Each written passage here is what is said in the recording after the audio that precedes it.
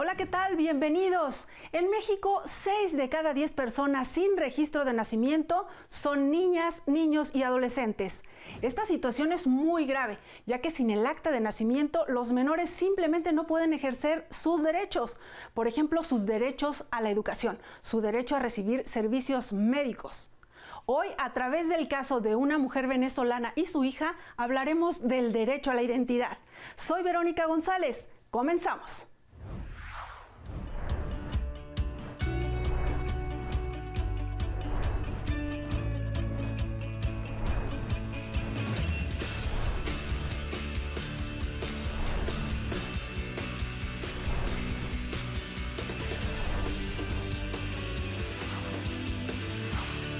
Agradecemos a la licenciada Claudia Fabiola Anaya Hernández. Ella es directora de la Coordinación Nacional del Servicio de Asesoría Jurídica del Instituto Federal de Defensoría Pública. Está con nosotros ella en el programa y le agradecemos mucho. Abogada, ¿cómo estás?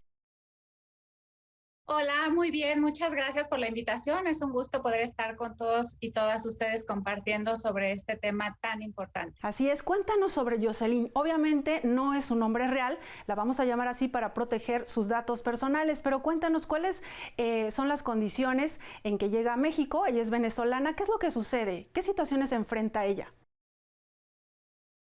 Claro que sí. En este caso, como bien lo refiere, Jocelyn es una mujer venezolana que viene saliendo de su país en atención a la problemática que se vive en Venezuela. Ella sale de su país, se interna en territorio mexicano y obviamente aquí en México establece una relación sentimental con su pareja que es mexicano, con quien pues deciden procrear y tener una familia.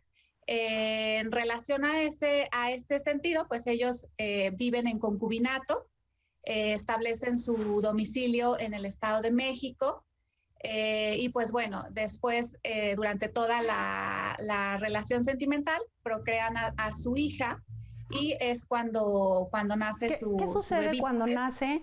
¿Qué situación, digamos, legal tenía ella en cuanto a todos sus papeles? ¿Y qué pasa cuando intentan, pues, registrar a su hija? Bien, ella al internarse a territorio mexicano, pues está con una situación irregular. Hablando en su situación migratoria, está de forma irregular en México. Al entablar la relación de concubinato con su pareja y al decidir tener una familia, ellos intentan acudir al registro civil precisamente para registrar el nacimiento de su hija, y es cuando se enfrentan ante esta situación que el registro civil les dice, bueno, como no hay una relación como tal, un matrimonio civil formalizado, exactamente, como no hay un acta de matrimonio como tal, le requieren ciertos requisitos, que en este caso es, pues, aparte de la solicitud para el registro de la bebé, es la presentación de la niña, de la recién nacida, y pues también las identificaciones de ellos, pero como no hay esa acta de matrimonio con la que no cuentan, les piden a cada progenitor su acta de nacimiento de cada uno. Y en este caso, Jocelyn, por ser extranjera, tenía que presentar su acta debidamente apostillada. ¿Qué quiere decir esto, este término, apostillada? Bien, la apostilla es una certificación que se hace para autenticar un documento llevado a cabo en el extranjero para que pueda ser usado o que tenga validez en otro país. Esa situación fue una gran problemática a la que se enfrentó Jocelyn. ¿Es complicado, licenciada, realizar ese trámite o qué implicaba para ellos? Es muy complicado y más para personas de nacionalidad venezolana, porque el trámite lo tienen que realizar de manera personal en su país. Esta es una cuestión muy, muy compleja. Sí, es una cuestión. ¿Cómo iba a regresar ella si precisamente venía huyendo de su país, no? Exactamente. Independientemente a eso, pudieron haberlo hecho a través de una institución notarial que existe en aquel país, pero pues también tiene que dar esa autorización legal a otra persona y esas cuestiones vienen siendo muy complicadas, muy complejas para poderlas realizar. ¿Cuánto tiempo y sobre todo más o menos les tomaría hacer eso? ¿Meses? Meses, porque incluso Venezuela para hacer esos trámites da citas y las citas por la época de la pandemia, aparte en la que se suscitó todo esto, las estaba otorgando en fechas muy distantes y aparte, pues eran determinados días en determinados lugares. Esto hacía demasiado complejo la situación para Yoselin. Bueno, y mientras tanto el tiempo corría y la menor no tenía su acta de nacimiento, ¿no? ¿Qué es lo que sucede? Vamos a hacer una pausa y de regreso nos cuentas cómo es que llega el asunto con ustedes en el Instituto Federal de Defensoría Pública y ante qué negativa, ¿no? Ante qué razones de la autoridad ellos se enfrentan. ¿Qué es lo que les dice? Coméntamelo antes, rápidamente, antes de ir de la pausa.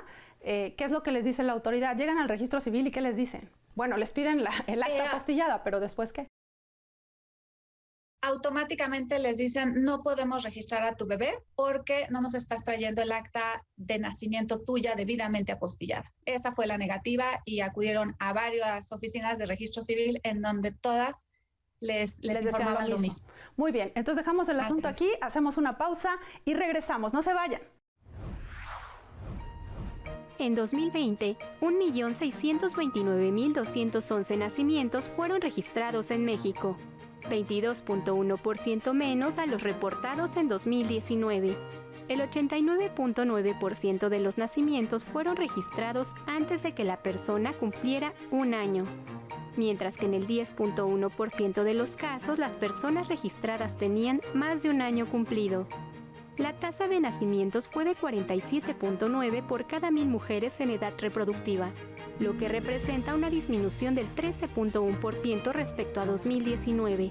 1.454.905 nacimientos fueron atendidos en un hospital y 69.336 en domicilios particulares. Del total de natalicios inscritos en el registro civil, el 50.9% fue de hombres y el 49.1% correspondió a mujeres.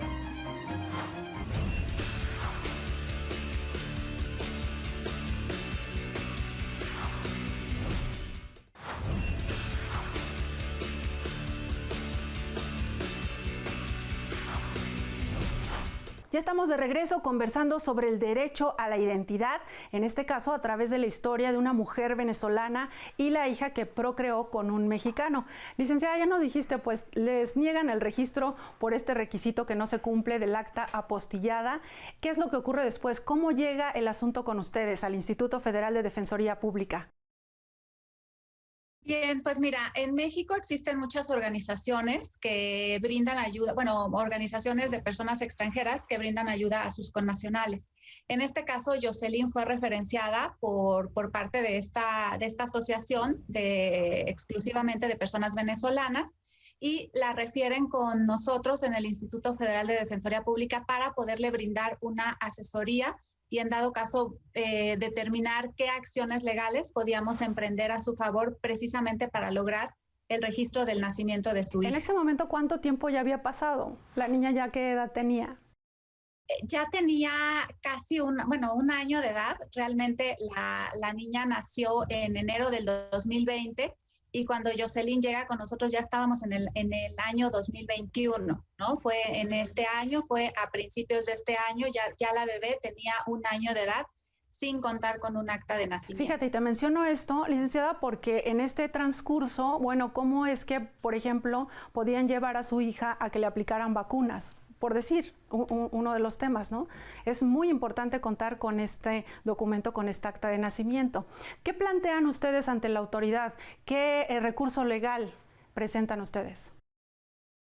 Bien, pues en primer lugar, lo que hicimos fue tratar de generar el acto de forma, ahora sí que formal. Lo que hicimos fue presentar la solicitud. Generalmente cuando van las personas a realizar el registro del nacimiento de sus hijos, presentan al bebé, al niño, a la niña, con la documentación ante el registro civil correspondiente. En este caso, como ya lo habíamos hecho, pero la negativa que le dan las autoridades del registro civil fue verbal, lo que hicimos primero fue generarlo de forma escrita. Obviamente la cuestión fue la misma, ni siquiera nos quisieron recibir la solicitud que nosotros planteamos formalmente. Entonces, posteriormente, ante esa negativa verbal, incluso fue que se decidió ir hacia la ruta de un amparo indirecto. ¿Qué tiene que ver que sea amparo directo o amparo indirecto para quienes no son especialistas en derecho? ¿Por qué se plantea un amparo indirecto? Porque es importante. Ok, en este caso fue, claro, no se puede entablar a través de un juicio de amparo directo porque el amparo directo es solamente para aquellos casos en los que se va a impugnar o se va a establecer como acto reclamado una sentencia que ya pone fin a un juicio o que ya en el que ya es como la juzgada, última, ¿no? Dijéramos, exactamente, ¿no? En este caso no se trataba de un procedimiento que hubiese seguido todas las instancias, ¿no? Y precisamente como es era viable y oportuno a través del juicio de amparo, es que se intenta en esa vía, obviamente se solicita desde la presentación del amparo, se solicita la suspensión, tanto provisional como definitiva, y bueno, realmente el juez de amparo nos concede la suspensión provisional de inicio y lo mismo sucede con la suspensión definitiva. ¿Pero qué les dice el juez? ¿Con qué argumentos les dice, procede, lo que me estás pidiendo es razonable, es justo? ¿Qué les dice? Pues obviamente al ver la demanda, al ver todas las pruebas que nosotros le estamos presentando, el juez de amparo dice efectivamente, ¿no? Todo lo que están alegando en los conceptos de violación es una cuestión inherente al derecho de la identidad, al derecho del nombre, y que todos esos derechos tienen a su vez relación con otros derechos, como es el derecho de acceso a la salud, como el derecho de acceso al sistema educativo, otros derechos más que obviamente van de la mano, ligados con estos derechos. El juez, al ver esta situación efectivamente tomando en consideración que la niña ya tenía 1 año de edad sin tener un acta de nacimiento, decía, es algo que requiere una atención prioritaria y que por no tener este elemento que es el acta de nacimiento apostillado de la madre, se va a negar el derecho a la niña de tener una identidad. Y en ese sentido es que concede la suspensión provisional para que la oficial del registro familiar ahí le da la orden, del Estado ¿verdad, de México licenciada? El juez le da la orden, expide su acta. Exactamente, le dice, no podemos hacer a un lado ni hacer nugatorios los derechos de la niña, entonces la suspensión provisional y que después se fue confirmada en la suspensión definitiva fue para ese sentido la orden exactamente de que se pueda registrar el nacimiento de la hija de Yoselyn. Qué interesante que a través de este acompañamiento legal que dan los asesores jurídicos federales se pueda hacer valer este derecho de la menor, porque finalmente no se le daba el acta porque sus papás no cumplían con un requisito administrativo, ¿no? Y a la que se le estaba privando de sus derechos era a la niña. Claro, aquí también es importante referir que la hija de Yoselyn presentaba una situación de salud complicada y como lo referías al inicio, tenía derecho y tenía necesidad de acudir a instancias de salud. Fue una niña prematura y por esa situación su circunstancia meritaba atención médica especial. Sí se enfrentaron a problemáticas relacionadas a que no les querían prestar la atención, ¿no? Como porque no tenían sus papeles. Corrieron también con la suerte, exacto, corrieron con la suerte de que la institución de salud en donde ella dio a luz, les estuvo brindando la atención, pero sí les estaban requiriendo de manera urgente ya el acta de nacimiento también para que tuvieran su cartilla de vacunación. Bueno, antes de que nos cuentes finalmente cómo termina el asunto, ¿en dónde estudiaste Derecho, abogada? ¿En qué universidad? En la Universidad Autónoma del Estado de Hidalgo. Ah, qué bien. Tenemos aquí una sección en donde le preguntamos a estudiantes de Derecho de distintos centros de estudio, universidades de todo el país sobre el tema que estamos hablando.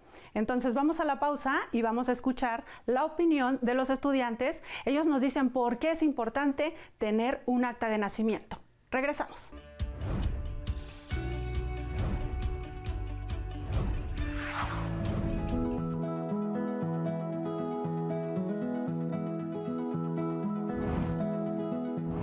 El acta de nacimiento es un documento muy importante porque es el documento que nos da derecho a identidad. Gracias al acta podemos comprobar que somos quien decimos ser en cualquier proceso legal o para pedir un trámite o lo que sea, porque es el documento que comprueba nuestro nombre, apellidos, edad, nacionalidad. Todo lo necesario está en el acta de nacimiento. Porque es el documento que acredita la identidad y nacionalidad de Jocelyn. Y aunque no es el único para estos fines, es el documento que se podría considerar base para obtener documentos oficiales, como por ejemplo la credencial para votar con fotografía, la CURP, entre otros. El acta de nacimiento es el documento a través del cual se brinda identidad a toda persona, ya que al realizar el registro y documentarlo, esto contribuye a garantizar nuestro derecho de origen y una nacionalidad, así como salvaguardar los demás derechos humanos y las obligaciones establecidas en nuestra Constitución. El acta de nacimiento es importante porque nos otorga identidad, misma que se encuentra establecida como derecho en el artículo 4, párrafo 7 de la Constitución Federal. Además, se añade que toda persona debe ser registrada inmediatamente después de su nacimiento. En el acta de nacimiento se establecen algunos de los atributos de la personalidad, y es a través de ella que se conoce la nacionalidad de una persona. El acta de nacimiento nos permite comprobar la existencia legal de un individuo, otorgándole derechos y obligaciones. Como lo vemos en el contexto, es realmente importante para muchos otros documentos que quieras sacar a futuro, como un pasaporte, una visa, entrar a un nuevo trabajo, entrar a una nueva escuela, no solo para validar tu identidad, para muchos otros documentos que son importantes y necesarios.